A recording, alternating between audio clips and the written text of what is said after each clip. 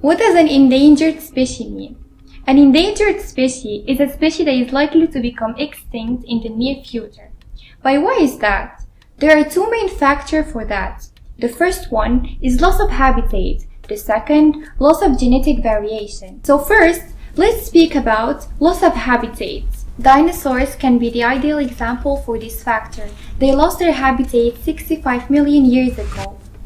Human activity can also contribute to a loss of habitat, for instance, industry, agriculture, etc. In the Amazon rainforest in South America, developers have cleared hundreds of acres. In other words, they have removed all trees and vegetation in a land. Development can also endanger some species indirectly. Some species, such as fig trees, may provide a habitat for other species.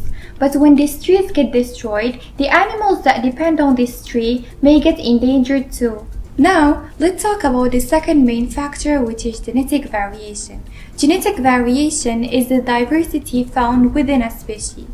It is why human beings have blonde, red, or black hair. So, genetic variation allows species to adapt to the changes in the environment. And usually, the greater the population of a species, the greater its genetic variation. Loss of genetic variation can occur naturally. Cheetahs are threatened species native to Africa and Asia.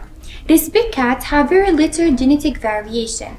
Biologists say that in the last ice age, cheetahs have been through a long period of inbreeding. Human activity can also lead to a loss of genetic variation. Overhunting and overfishing have reduced the population of many animals.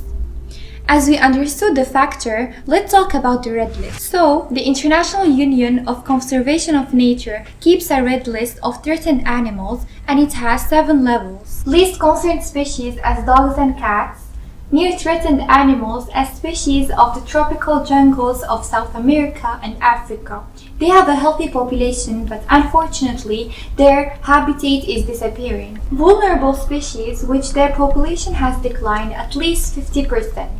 Endangered species which their population has declined between 50 and 70%. Critically endangered animals which their population has declined at least 90%. Extinct in the wild. A species is extinct in the wild when it only survives on plants or animals. And finally, extinct. A species classified as extinct when there is no reasonable doubt that the last individual of that species has died.